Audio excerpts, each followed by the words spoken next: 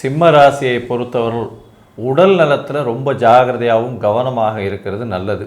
எதிர்பாலினத்தவரோட ரொம்ப ஜாகிரதையாக இருக்கிறதும் நல்லது. ஏன்னா பார்ட்னர்ஷிப்பில் பிரச்சனைகள் வரக்கூடிய வாய்ப்புகள் உண்டு. பார்ட்னர்ஷிப்பில் இருக்கிறவங்களோட பிரச்சனைகள் வரும். அதன் மூலியமாக அதீதமான முதலீடுகள் போட வேண்டிய காலகட்டமாக அமையும்.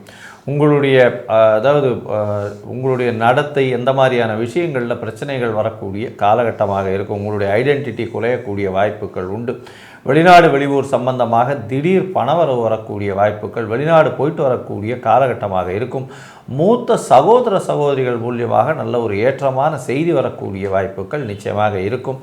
அது தவிர பார்த்தீங்கன்னா உங்களுடைய ராசிக்கு படிக்கக்கூடிய மாணவ மாணவியர்களுக்கு நல்ல ஒரு ஏற்றம் இருக்கும். அதாவது 1/4/2026 அப்புறம் நல்ல ஒரு ஏற்றம் இருக்கக்கூடிய வாய்ப்புகள் உண்டு. வெளிநாடு போய் படிக்கணும்னு நினச்சாங்கன்னா கண்டிப்பாக படிக்கக்கூடிய வாய்ப்புகள் உண்டு. வேலை மாறுதல்கள் அமையும். வேலையில் டிரான்ஸ்ஃபர் வரக்கூடிய காலகட்டமாக இந்த காலகட்டம் அமைய போகிறது.